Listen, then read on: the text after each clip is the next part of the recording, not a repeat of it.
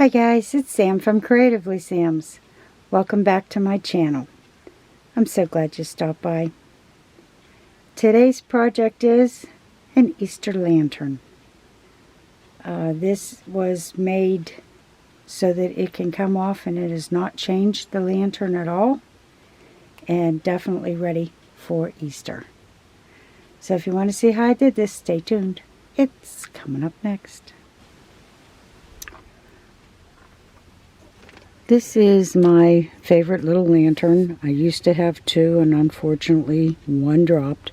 So I kind of cherish this one. I love it. And I like decorating it for different holidays. And of course Easter is coming up, and I want to decorate it for Easter. And I got out some ribbons. And I'm not sure which one I'm going to use yet. It's probably going to be this one because I'm doing the purples this season. And I've got lavender that I got from the Dollar Tree. And I got some Tweedia, and they've got little purple ends. And Anthurium, I can never pronounce that. I may use these. And I've got a chenille stem for the bow. And I've got these small pastel eggs that I got at Walmart. So the first thing I'm going to do is I'm going to make a bow. And I think I'm going to get a smaller ribbon to go with that wide, but we'll see.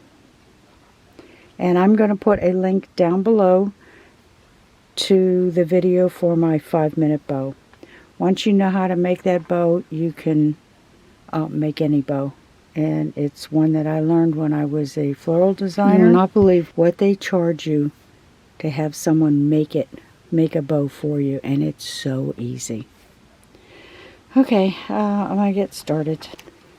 Okay, there's the big bow, and I've got the chenille stems that held the bow together, and it's going to go on the top and hold it onto the lantern. And I am just going to wrap it around right here. And then I have this little purple one. And I'm just going to hot glue that to the center of the bow.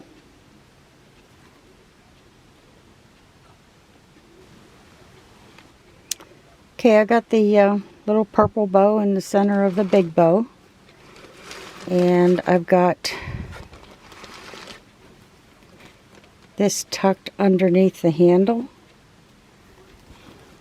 And I'll be manipulating the ribbon with flowers and stuff, so you can't see the chenille stem, but this is going to be up against the wall anyway, so I'm really not worried about it. Okay, I'm going to cut some of these flowers down into manageable pieces because I don't want them to overpower the bow. Like this one here, I'll be probably cutting it into a couple pieces.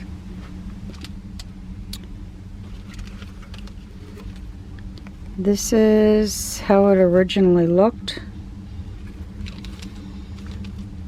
And these are the lengths that I cut it in. So I'm going to be tucking these in and gluing them into the bow. And I'm doing everything on the bow so that it can be just taken off very easily at the end of the season. Okay, I've got the Tweedia in there, and it's all the way around.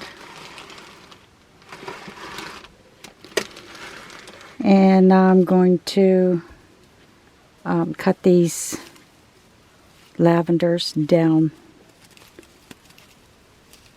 and I'm going to tuck those in. I'm not going to put as many lavender in there as I did the Tweedia, just because these are so much longer.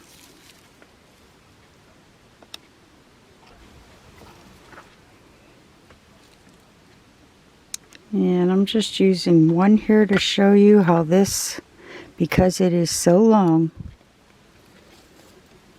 really takes over. So I'm not going to use as many of these lavenders. And it should bring out all of the color.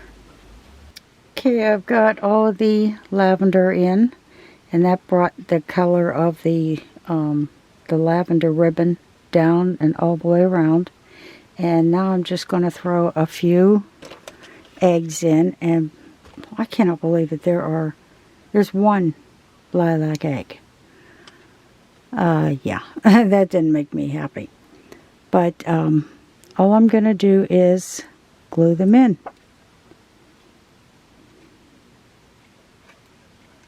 And like I said, everything is getting glued into the ribbon.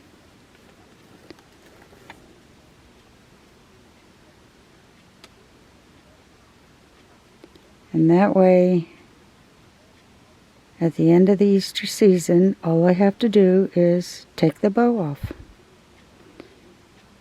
And it'll go right back on my shelf.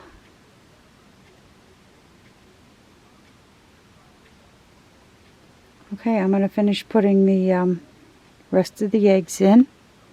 And I'm going to say this is just about done.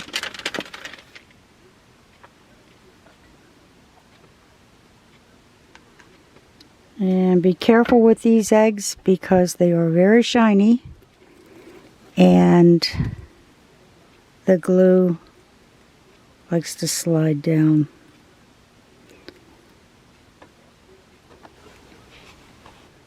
And there's my little Easter lantern. All ready for Easter. So if you like what you saw, give it a thumbs up, subscribe, and happy creating, everyone.